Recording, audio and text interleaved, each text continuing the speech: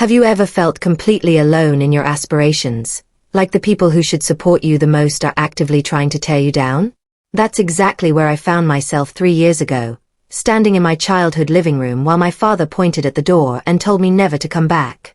I was 24, holding an acceptance letter that should have made them proud, but instead made them furious. "You're throwing your life away," my mother said, her voice cold as ice. "You're an embarrassment to this family." My younger brother wouldn't even look at me. My sister actually spat the word disgrace before walking out.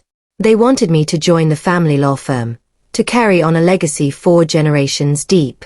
Instead, I'd been accepted to a missionary program in rural Kenya. To them, it was the ultimate betrayal. To me, it was finally following the pull I'd felt in my heart for years. As I walked out that door with everything I owned in 2 suitcases, I believed I'd lost everything.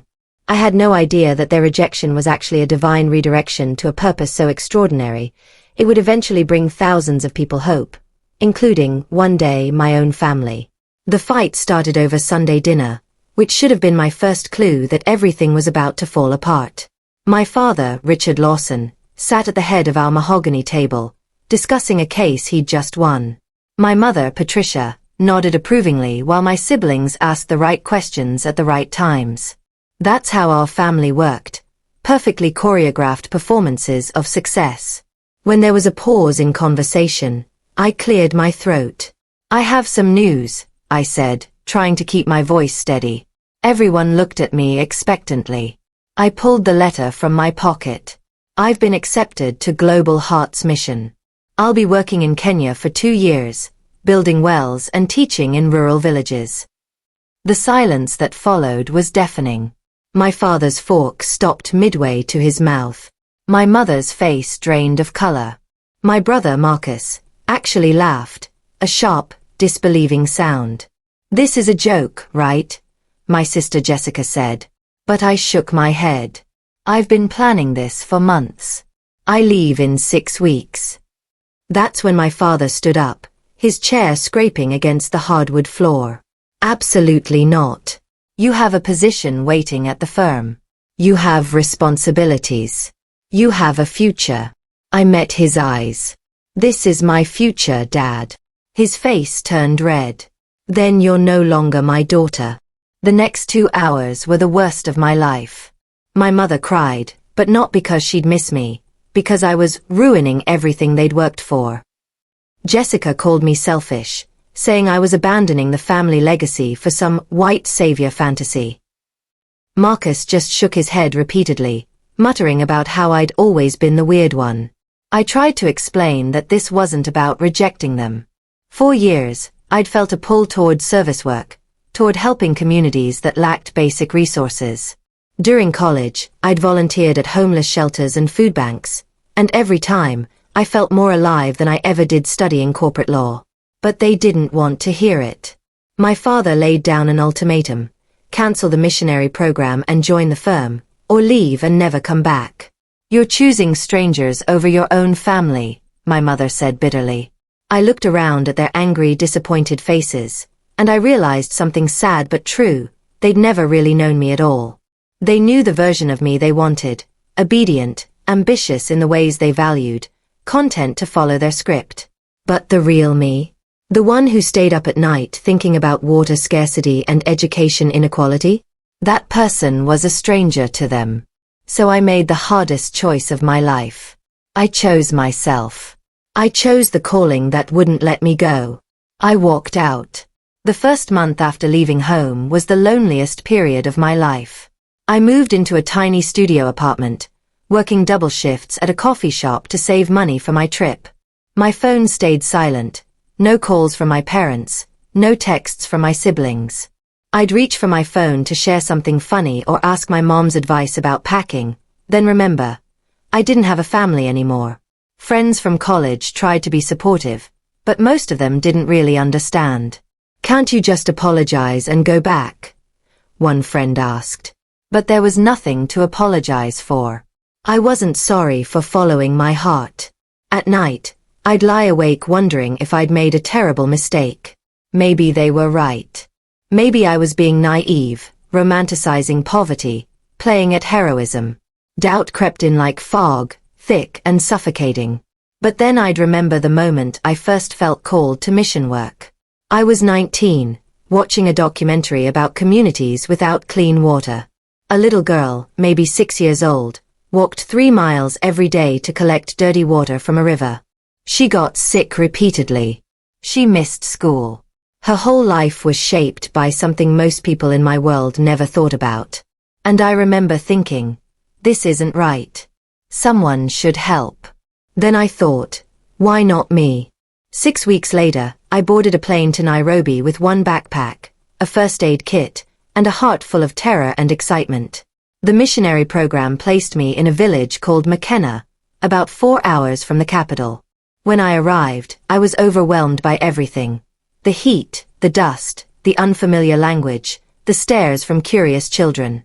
My living quarters were a small room with a cot, a bucket for washing, and a window with no glass. It was the most basic accommodation I'd ever experienced, and for the first week, I cried every night. I missed hot showers. I missed my bed. I missed my mom's cooking. I even missed my siblings teasing. But slowly, something shifted. I started learning Swahili phrases from the children who followed me around. I helped the local women cook ugali over open fires. I listened to the village elder Joseph tell stories about the community's history. And I started to see Makena not as a place of poverty, but as a place of incredible resilience, warmth, and community. These people had so little by material standards, but they shared everything. They welcomed me, a stranger from a different world, with open arms and genuine kindness. My first real project was helping coordinate a well drilling initiative. Watching clean water flow for the first time, seeing children's faces light up, hearing mothers cry with relief, that's when I knew. This was exactly where I was supposed to be. 3 months into my mission, I met a woman named Mama Grace who changed my perspective on everything. She was in her 60s, a widow who'd raised 7 children alone after her husband died in a farming accident. She had almost nothing, a small mud house, a few chickens, a tiny plot of land. But when I visited her home, she insisted on feeding me, sharing her food even though I knew she barely had enough for herself. We sat together outside her house, and she asked me about my family. I told her the truth, that they'd disowned me for coming here. She was quiet for a long moment, then she took my hand. Sometimes, she said slowly in careful English, God separates us from what we think we need so we can find what we're truly meant for. Your family gave you many things, yes? Education, comfort, opportunity. I nodded. But they could not give you purpose. That, you had to find yourself. Her words struck something deep inside me. She was right. My family had given me so much, but they couldn't give me the thing I needed most, the freedom to become who I was meant to be. That night, I wrote in my journal, I'm starting to understand. This isn't about running away from my family. It's about running toward my calling. As months passed, my work in Makena expanded in ways I never anticipated. The Well Project was just the beginning. I started teaching English classes in the community center, which led to adult literacy programs. Parents asked if I could tutor their children in math and science. Soon, I was coordinating with other missionaries and local leaders to establish a small school. We had almost no resources. Classes met under a large tree, students shared textbooks, we wrote on pieces of cardboard when we ran out of paper. But the children were so hungry to learn, so eager for education their parents never had access to.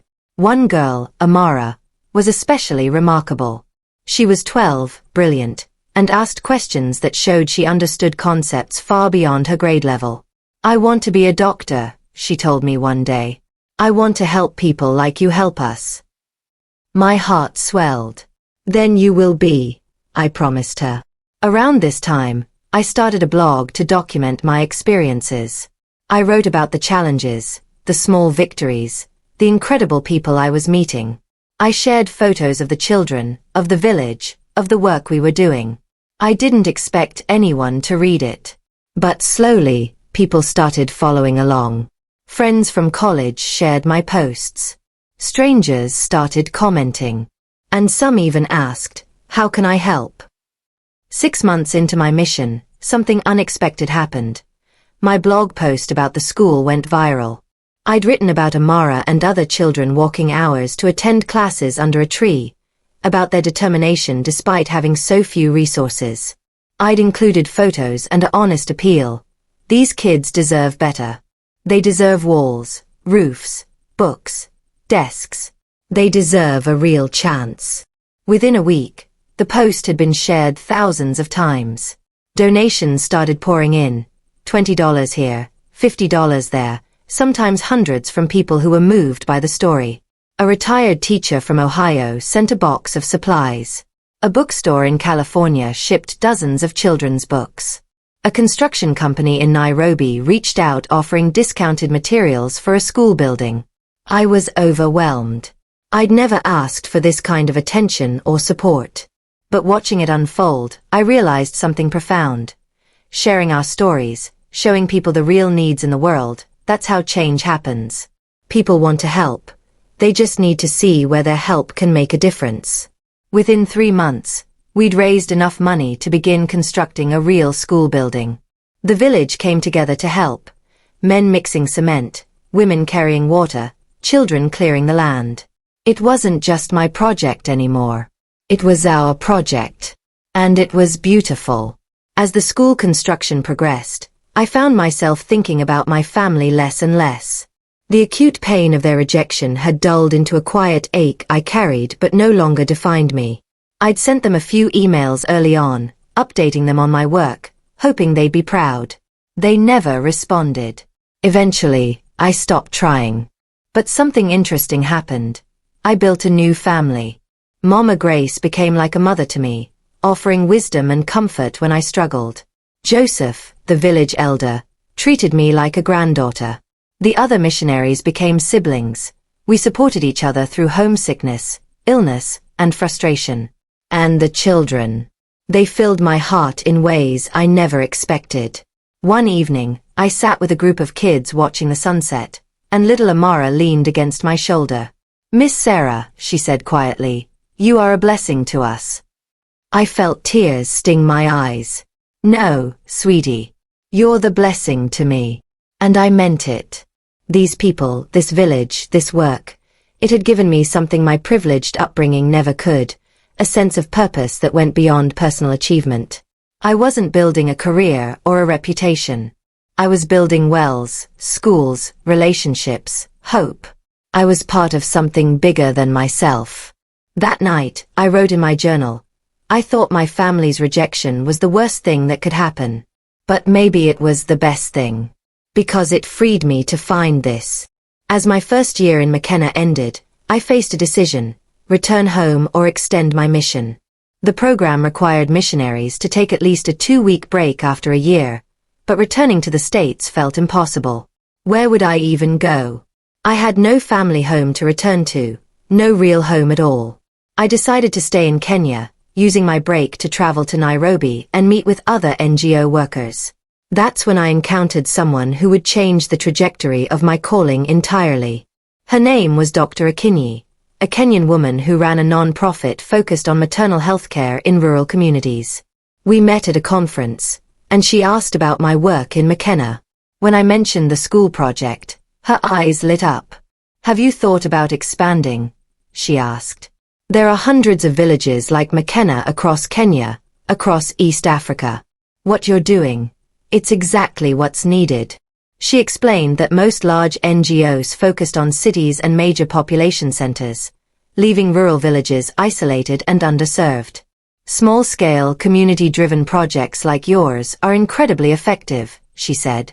But they need coordination, funding, and infrastructure support.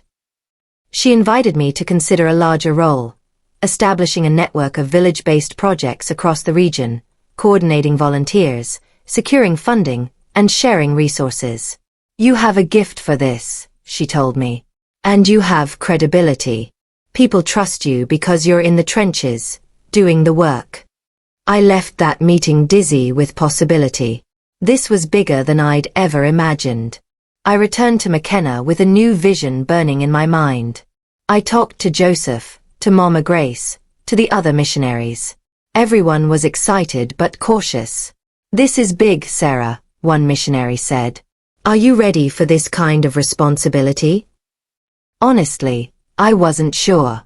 I was 25 years old with no formal training in non-profit management, no business degree, no powerful connections. But I had something maybe more valuable. I had passion, experience on the ground, and a growing network of people who believed in the work. With Dr. Akinyi's mentorship, I spent the next 3 months developing a proposal for an organization called Village Hearts Initiative. The mission was simple: partner with rural communities to identify their biggest needs, then mobilize resources and volunteers to address those needs sustainably. Education, clean water, healthcare, economic development, whatever each community needed most. I launched a more professional website, created social media accounts, and reached out to everyone I knew asking for support. The response was incredible. My blog followers became donors. Former classmates became advocates. Even strangers began sharing our mission. 6 months later, Village Hearts Initiative became an official registered non-profit. I was the founder and director. Me, the girl my family said was throwing her life away. I was leading an organization that was about to change thousands of lives. The growth of Village Hearts over the next year was almost overwhelming.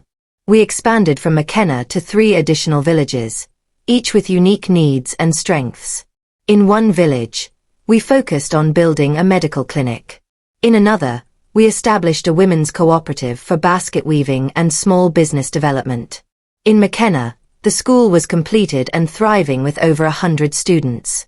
I was working 18-hour days, coordinating volunteers, managing budgets, meeting with community leaders, and still spending time directly with the people we served. Some nights I collapsed into bed so exhausted I couldn't even process what we'd accomplished that day. But I'd never felt more alive, more purposeful, more myself. Media attention started finding us. A travel blogger visited and wrote about our work. A small documentary crew came to film the school opening. A regional newspaper ran a feature story. Each piece of coverage brought more support, more donations, more volunteers, more partnership opportunities. One day, I received an email that made my hands shake. A major international development foundation wanted to discuss a potential grant. If approved, it would be enough funding to expand our work to 10 more villages. I read the email 3 times, hardly believing it. Then I called Dr. Akinyi, crying with joy and disbelief. "See," she said, laughing. "I told you. You were made for this." Around this time, 2 years after leaving home, I received an unexpected Facebook message. It was from my brother, Marcus. My heart pounded as I opened it. "Hey Sarah. I know it's been a long time. I saw an article about your organization. It's impressive. I don't know if you want to hear from me, but I've been thinking about you. Hope you're doing okay." I stared at the message for a long time, emotions swirling. Part of me wanted to ignore it, to protect myself from more rejection. But another part, the part that had learned about forgiveness and grace from Mama Grace and this community, knew I had to respond. I wrote back carefully. "Hi Marcus. Thank you for reaching out. I'm doing more than okay. I'm exactly where I'm supposed to be. How are you?"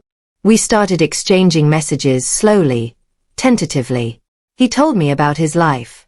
He'd started at the firm but was miserable. He felt trapped in the same box I'd escaped. He asked questions about my work, about Kenya, about how I'd found the courage to leave. "I admire you," he wrote one day. "I didn't understand it before. But I see it now. You were brave, and I was a coward." His words meant more than I expected. I hadn't realized how much I'd been carrying the weight of my family's disapproval until I felt a piece of it lift. Marcus became my connection back to my family, though it was complicated. He told me that Mom asked about me sometimes, that Dad refused to discuss me at all, that Jessica still thought I'd made a mistake. "But they saw that documentary about your school," Marcus said during one of our video calls. Mom cried. She didn't say anything, but she cried. I didn't know what to do with that information. I'd spent 2 years building a life without their approval, convincing myself I didn't need their validation. And I didn't. Not really. But knowing my mother had seen my work, had been moved by it, stirred something I thought I'd buried. I asked Marcus not to share my contact information yet. I wasn't ready for direct contact, wasn't sure I ever would be. The wounds were still tender, and I needed to protect the peace I'd built.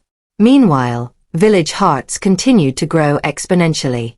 We secured the major grant, which allowed us to hire a small staff, expand to 15 villages, and develop more sustainable programs.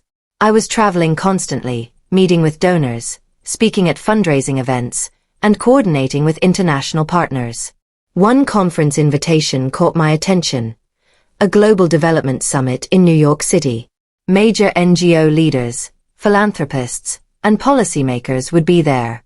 They wanted me to speak about community-driven development models. It would mean returning to the United States for the first time since I'd left. It would mean being just a few hours from my family.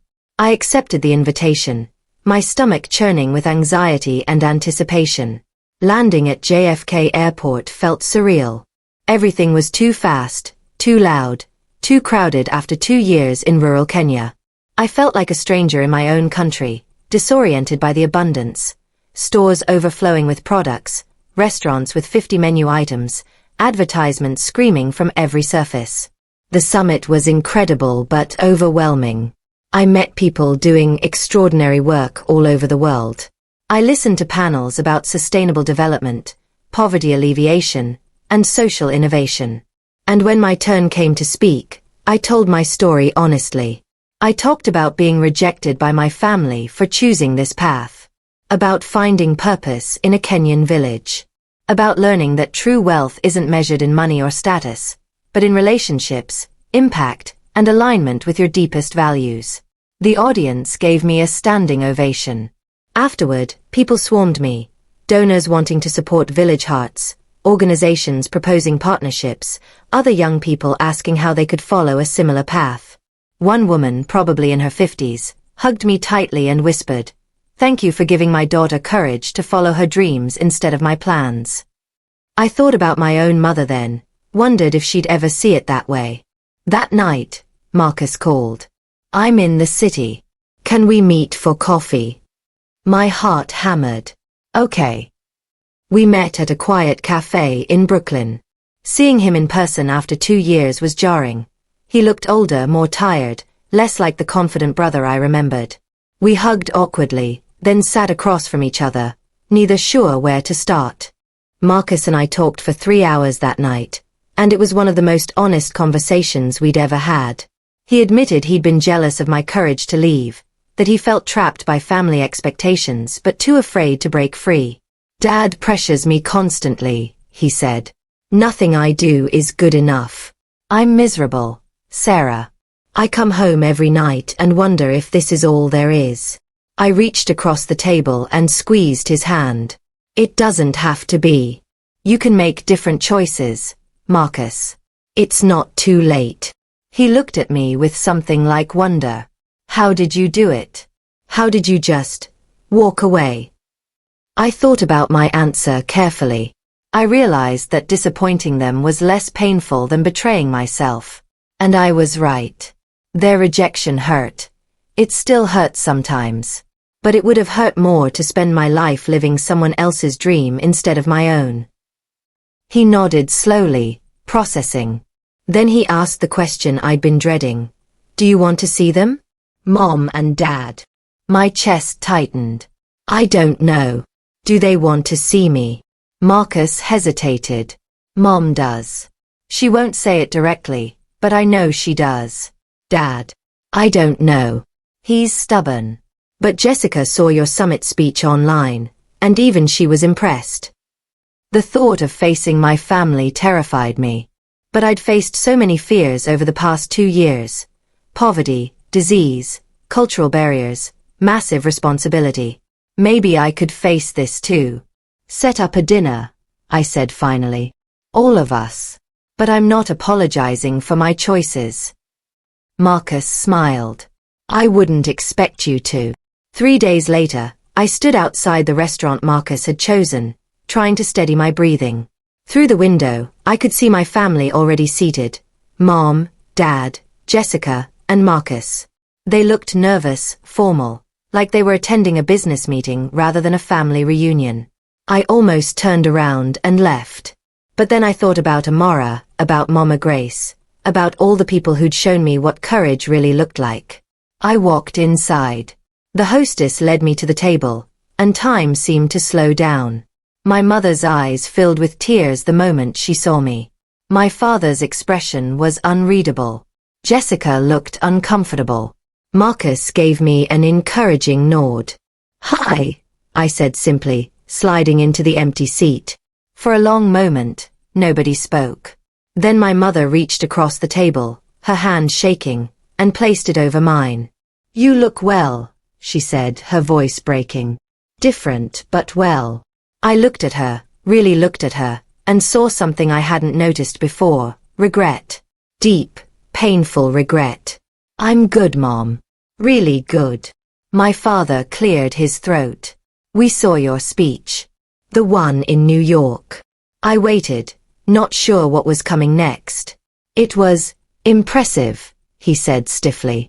"Your organization seems quite successful." It wasn't an apology. It wasn't even close to the acknowledgement I deserved. But it was something. "Thank you," I said carefully. "It means a lot to me." Jessica spoke up then. "Were you really that unhappy? Growing up, I mean. Did you hate being part of this family?" Her question surprised me with its vulnerability. "No," I said honestly. "I didn't hate our family. I just needed a different path than the one you all wanted for me. That doesn't mean your path is wrong, it just wasn't mine."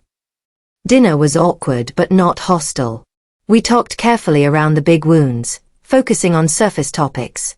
My work, Marcus's cases at the firm, Jessica's recent promotion.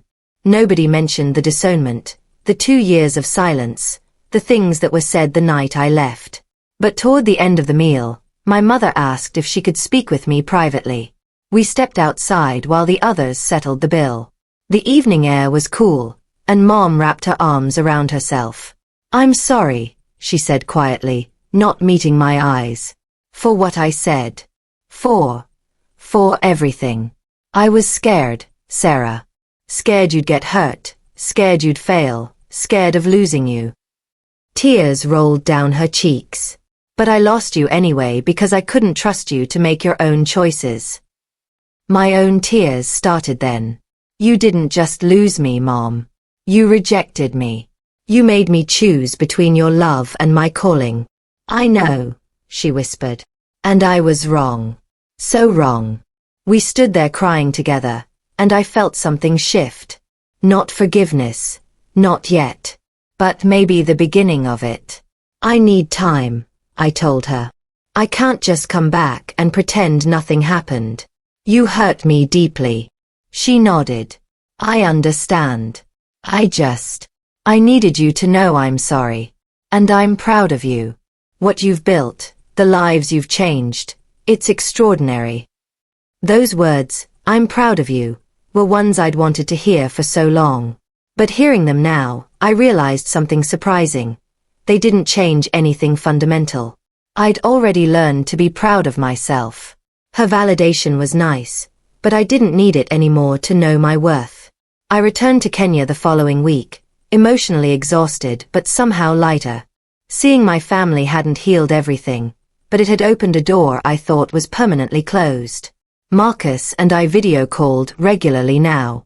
My mother sent careful emails with updates about her life, never pushing for more than I was willing to give.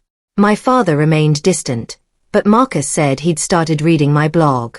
Jessica and I exchanged occasional friendly texts. It wasn't the family I'd once had, but it was something, a fragile new beginning. Meanwhile, Village Hearts continued to flourish. We were now operating in 30 villages across Kenya, Tanzania, and Uganda. Our team had grown to 15 full-time staff and over 100 volunteers. We'd built 12 schools, drilled 47 wells, established 5 medical clinics, and supported dozens of small business cooperatives. But the numbers weren't what mattered most to me. What mattered was Amara, who was now 15 and top of her class, with a scholarship to a prestigious secondary school. What mattered was Mama Grace, who'd become a paid community health worker, using her wisdom to help other women. What mattered was Joseph, who told me I'd helped his village rediscover hope. One evening, sitting outside under the vast African sky, Dr. Akinyi visited McKenna to check on our work. We talked about the future, about scaling even further, about sustainability and impact. "You know what's remarkable about you, Sarah," she said. "You could have responded to your family's rejection with bitterness. Instead, you transformed that pain into purpose. That's rare." Her words stayed with me long after she left. As my 3rd year in Kenya began, I received an unexpected email with a subject line that made my breath catch. "From your father." My hands trembled as I opened it. "Sarah, I've been reading your blog for months. Your mother asked me to watch that documentary about the school in McKenna. I've seen the photos, read the stories, and tried to understand what drives you. I can't say I fully understand your choices. They're so different from everything I value, everything I've built my life around. But I can see that you're happy. More than that, you're fulfilled in a way I'm not sure I've ever been. I've spent my entire career building a legacy, a reputation, a fortune. But what have I actually contributed to the world? Who have I helped besides clients who can afford to pay me? I'm not asking for forgiveness. I don't deserve it. I just wanted you to know that I see you now. I see the woman you've become, and while I still wish you'd made different choices, I'm beginning to understand why you made the ones you did. If you're ever willing to talk, I'd like to hear about your work. From you, in your words. Not from articles or videos, but from my daughter. With regret and respect, Dad." I read the email 5 times, emotions swirling, anger at how long it took him to reach out, gratitude that he finally did, sadness for all the lost time, and tentative hope for what might be possible. I didn't respond immediately. I needed to sit with it, to process, to decide what kind of relationship I wanted with him, if any. A month later, I invited my father to visit Kenya. I wasn't sure he'd accept. Richard Lawson didn't do rural Africa, didn't do places without 5-star hotels and pristine infrastructure. But he surprised me. "I'll come," he replied. "Just tell me when." When he arrived in McKenna, stepping off the dusty bus in his expensive khakis and hiking boots that had clearly never seen actual hiking, I almost laughed. He looked so out of place, so uncomfortable. But he was there. That counted for something. I showed him everything. The school where children studied eagerly despite limited resources. The well that provided clean water to hundreds of families. The medical clinic where a nurse treated patients who'd never had access to healthcare before. I introduced him to Mama Grace, who fed him eagerly despite his obvious hesitation. I let him sit in on an English class where students practiced pronunciation with fierce determination. And I took him to meet Amara, now a confident young woman with dreams of becoming a doctor. "Your daughter changed my life," Amara told him earnestly. "She showed me that I could be more than what my circumstances suggested. She believed in me when no one else did." I watched my father's face as she spoke. I saw something crack in his expression, the rigid certainty he'd always carried. That night, we sat together under the stars, and he was quiet for a long time. Finally, he spoke. "I was wrong, Sarah. About everything. This isn't a waste. This is what matters." Tears rolled down his cheeks, something I'd never seen before. "I'm sorry I couldn't see it sooner." My father's visit changed something fundamental in our family dynamic. He returned home and apparently couldn't stop talking about what he'd seen. Marcus told me Dad had showed photos to everyone at the firm, that he'd made a substantial donation to Village Hearts, that he'd even started questioning his own choices. "He's different," Marcus said during one of our calls. "Softer somehow. More reflective." My mother visited next, staying for 2 weeks and working alongside me in the village. She helped teach literacy classes, played with children, and bonded with Mama Grace over cooking. I watched her transform before my eyes, from the status-conscious woman who'd cared so much about appearances to someone who was genuinely present, genuinely engaged with people who had nothing to offer her but their humanity. One evening, we sat together watching the sunset, and she took my hand. "I spent so much of my life chasing things that don't actually matter," she said quietly. "The right address, the right friends, the right image. I raised you kids the same way. But you were brave enough to realize it was all empty. I'm sorry it took me so long to see what you saw all along." We cried together, and this time, I felt something I hadn't before: genuine forgiveness. Not because she deserved it, but because holding on to anger was too heavy a burden to carry. I chose to release it. For myself, not for her. Jessica visited too, and even she seemed changed by the experience. She started a fundraising campaign for Village Hearts among her corporate networks. Marcus took a sabbatical from the firm and spent 3 months volunteering with us. My family wasn't perfect. We still had complicated dynamics and old wounds. But we were rebuilding, slowly, on new terms. Terms that honored who I actually was instead of who they'd wanted me to be. 4 years after leaving home, Village Hearts had become more than I'd ever dreamed possible. We were operating in over 60 villages across 4 countries. We'd built 23 schools, providing education to over 5,000 children. We'd drilled 89 wells, bringing clean water to tens of thousands of people. We'd established 14 medical clinics and supported over 300 small business initiatives. But the statistics, while impressive, weren't what filled my heart. What mattered was the individual lives transformed. It was the teenager who became the first person in his family to attend university. It was the mother who could now earn income from her craft cooperative. It was the village elder who told me, "You gave us back our dignity." It was knowing that the ripple effects of this work would continue for generations. I'd been featured in international publications, spoken at conferences around the world, and received awards for social innovation. But I still lived simply in McKenna, still taught English classes, still ate ugali with Mama Grace, still played soccer with the kids after school. Because the work wasn't about recognition or status. It was about showing up, day after day, for the people who needed someone to believe in them. One afternoon, I received an email that made me pause. It was from Harvard's Kennedy School of Government. They wanted to offer me a fellowship to study international development and scale Village Hearts even further. It was an incredible opportunity, but it would mean leaving McKenna, at least temporarily. I talked to Joseph about it. "What should I do?" I asked. He smiled wisely. "You've planted seeds here, Sarah. They'll grow with or without you now. Go. Learn. Then come back and plant more seeds in more places." I accepted the fellowship and spent a year at Harvard, which was surreal after years in rural villages. I found myself constantly torn between 2 worlds: the academic, privileged environment of the university and the grassroots reality of the communities I served. But I learned valuable skills: strategic planning, fundraising at scale, organizational development, policy advocacy. I networked with people who could help Village Hearts reach even more communities.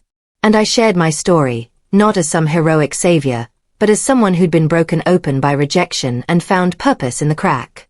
During that year, my family and I continued to rebuild our relationship. They visited me in Boston. We had dinners that no longer felt strained. We talked about real things: dreams, regrets, hopes, failures. My father actually apologized, not just for disowning me, but for the conditional love he'd offered throughout my childhood. "I only valued you when you met my expectations," he admitted. "That wasn't love. That was control." "I'm sorry." Marcus decided to leave the law firm and pursue social work, a decision that would have been unthinkable years ago. "You showed me it was possible," he told me, "to choose purpose over prestige."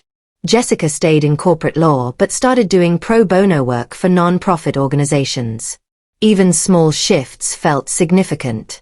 My mother became one of Village Heart's biggest advocates, organizing fundraising events and traveling with me to villages. She'd found her own purpose through supporting mine. Our family had been shattered by my choice to follow my calling. But in the breaking, we'd each been forced to examine what really mattered. And now, we were rebuilding something more authentic, more honest, more real.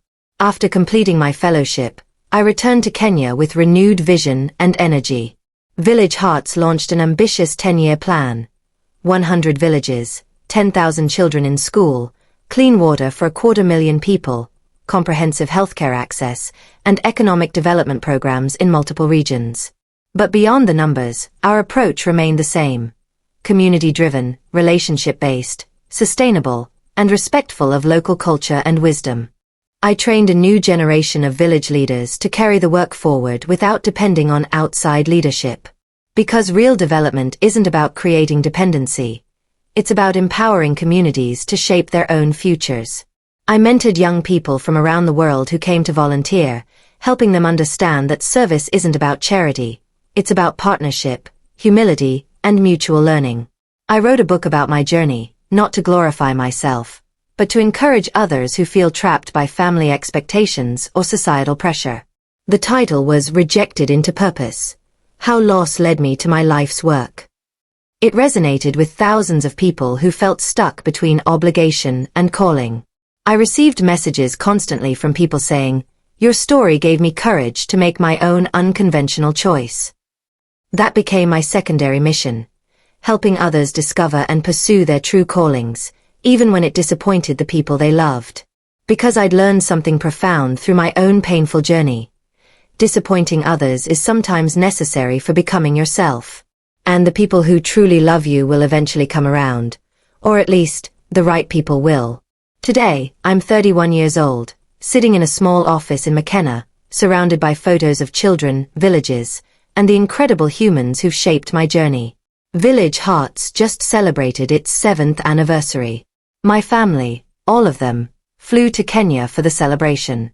We stood together in the village square, watching performances by school children, listening to testimonies from community members, and celebrating the collective impact of hundreds of people working together toward a common purpose. My father gave a speech that made me cry. He talked about how his daughter had taught him what success really means, how she'd shown him that legacy isn't about money or prestige, but about how many lives you touch, how much hope you create, how much you give of yourself. 7 years ago, I disowned my daughter for choosing this path, he said, his voice breaking. It's the biggest regret of my life. Not because she needed me, but because I needed her, to show me what I couldn't see on my own. That there's more to life than achievement. There's purpose. And my daughter has lived that more fully than anyone I've ever known. After the celebration, I walked through the village with Mama Grace, now in her 70s but still vibrant and wise. "Look what God did," she said, gesturing to the school, the well, the thriving community. "He used your family's rejection to bring hope to so many. That's how he works, turning our deepest wounds into our greatest gifts." She was right. My family's rejection hadn't destroyed me. It had freed me to discover a calling so profound, so aligned with who I really was, that I couldn't imagine any other life. I'd been rejected into purpose. And that rejection, as painful as it was, turned out to be the greatest gift I'd ever received. Because it forced me to answer the most important question any of us can ask. Who am I when no one is watching? What do I stand for when standing costs me everything? I found my answer in a small Kenyan village, surrounded by people who had nothing but gave me everything. And that answer changed not just my life, but thousands of others. My family's rejection led me to my true, unexpected calling. And I wouldn't change a single moment of the journey.